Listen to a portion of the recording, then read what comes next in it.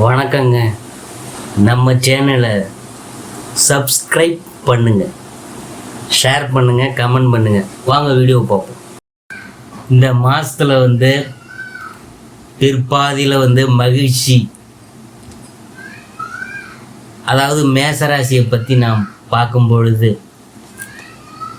மாத தொடக்கத்தில் உங்கள் ராசிநாதன் செவ்வாய் பூர்வ புண்ணிய ஸ்தானத்தில் கேதுவோடு இணைந்து சஞ்சரிக்கிறார்.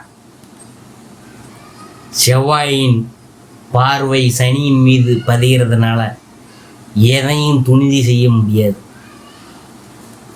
தைரியமும் தன்னம்பிக்கையும் குறையும். தனவரவில் தடைகள் ஏற்படும்.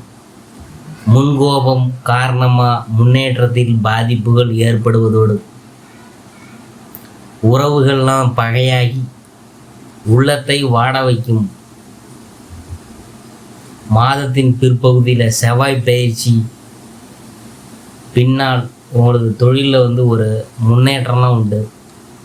செவ்வாய் மற்றும் சனி பகவான் வழிபாடு செய்கிறது உங்கள் வாழ்க்கையை ஒரு சிறப்பான ஒரு நோக்கத்துக்கு எடுத்து செல்லும். அடுத்தது மிதுனம் சுக்கிரன். அதை பற்றி பார்க்கும்பொழுது ஆடி மாதம் 10ஆம் தேதி மிதுன ராசிக்கு சுக்கிரன் போகிறாரு. தனாதிபதியான சுக்கிரன் சகாயஸ்தானத்துக்கு வரும்போது பொருளாதார நிலையில் இருந்த அந்த தடைகள்லாம் விலகும்.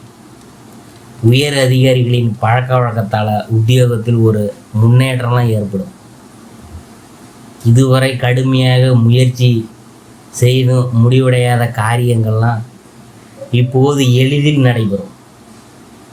உடன் பிறந்தவங்க உங்கள் குணமறிந்து நடந்து கொள்வாங்க. குடியிருக்கும் வீட்டை விலைக்கு வாங்கும் முயற்சிலாம் நடைபெறும். மொத்தத்தில் பாடுபட்டதுக்கு உங்களுக்கு பணம்லாம் கிடைக்குங்க. பண வரவு திருப்தியாக இருக்கும். பஞ்சாயத்துகள் சாதகமாக அமைய முன்னோர் சொத்துக்களின் முறையான பங்கீடு உங்களுக்கு கிடைக்கும் நேரம்தான். அடுத்தது கன்னி செவ்வாய். அதை பற்றி பார்க்கும்பொழுது ஆடி 13ஆம் தேதி கன்னி ராசிக்கு செவ்வாய் போகிறாரு. கன்னி செவ்வாய் கடலும் வற்றும் என்பது பழமொழி. ஆனால் உங்களை பொறுத்தவரை செவ்வாய் உங்கள் ராசிநாதனாக மட்டுமின்றி அதிர்ஷ்ட அதிபதியாகவும் விளங்குகிறார். அவர் 6ஆம் தேதி சஞ்சரிக்கும் பொழுது விபரீத ராஜயோக அடிப்படையில் எதிர்பாராத சில மாற்றங்கள்லாம் சேரும். கொடுக்கல் வாங்கல்கள் சிறப்பாக இருக்கும். தொழில் மற்றும் வியாபாரத்தில் தொல்லை தந்தவங்கள்லாம் விலகி போவாங்க. சுபகாரிய பேச்சுகள்லாம் கைகூடும். விலகி போன உடன்பிறப்புகள் மீண்டும் இணைவாங்க. அரசியல் களத்தில் இருக்கிறவங்களுக்கு முக்கிய பொறுப்புகள்லாம் கிடைக்கும். பிள்ளைகளின் எதிர்கால முன்னேற்றம் கருதி எடுத்த முயற்சியெலாம் வெற்றி கைகூடும். இதில் பார்த்துக்குங்க, சனி வக்ரமும் செவ்வாய் சனி பார்வையும் எப்படி இருக்குன்னு பார்க்கும்பொழுது இதில் ஆடி மாதம் தொடக்கம் முதல் 12ஆம் தேதி வரை செவ்வாயுடைய சனி பார்வை இருக்குதுங்க. மாதம் முழுவதும் சனி பகவான் வக்ர இயக்கத்திலும் இருக்கிறார். தொழில் மற்றும் லாபஸ்தானத்துக்கு அதிபதியானவர் சனி. அவர் வக்ரம் பெறுவதால் தொழிலில் கூடுதல் கவனம் செலுத்துவது நல்லது. கொடுக்கல் வாங்கலில் பிறரை நம்பி ஏமாற்றங்களை சந்திக்க நேரிடும்.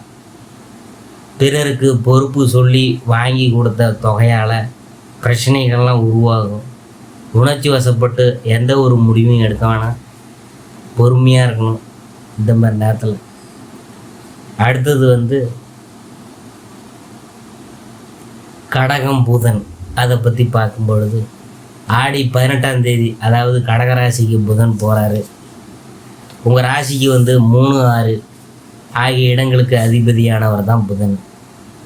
அதாவது சகோதர சகாயஸ்தானம், ஜீவனஸ்தானத்தில் அதிபதி புதன்ங்கிறதுனால இந்த காலகட்டத்தில் ஆரோக்கியம் சீராகி ஆனந்தமாக இருப்பீங்க. வெளிநாடு செல்லும் யோகம் உங்களுடைய அந்த முயற்சியில் இருந்த தடைகள்லாம் இனிமேல் விலக போகுதுங்க. பழைய வாகனங்களை கொடுத்து விட்டு புதிய வாகனங்கள் வாங்கும் எண்ணம் உருவாகும். தாய் வழி ஆதரவு இருக்குதுங்க. தடைப்பட்டு வந்த காரியங்கள்லாம் ஒவ்வொன்றா டக்கு டக்குன்னு முடியும். அதாவது நீங்கள் இடம் பூமி வாங்கணும், மனை ஈட்டி குடியேற போகணும் என்று நினைத்தவங்களுக்கு அந்த எண்ணம்லாம் ஈடேற போகுது. சூரியனோடு புதன் இணைந்து புத ஆதித்ய யோகத்தை உருவாக்குறதுனால கல்வி சம்பந்தமாக எடுத்த முயற்சிலாம் கைகூடும். அரசு வழியில் எதிர்பார்த்த சலுகைகள் கிடைக்கும். பொது வழியில் இருக்கிறவங்களுக்கு எதிர்பார்த்த பொறுப்புகள்லாம் கிடைக்கும். வியாபாரம் மற்றும் தொழில் செய்கிறவங்களுக்கு குறுக்கீடுகள் அதிகரிக்கும். உத்தியோகத்தில் இருக்கிறவங்களுக்கு உயர் பதவிகள் உண்டு. கலைஞர்களுக்கு சந்தர்ப்பங்கள்லாம் சாதகமாக அமையும். மாணவ மாணவிகளுக்கு படிப்பில் அக்கறை கூடும்.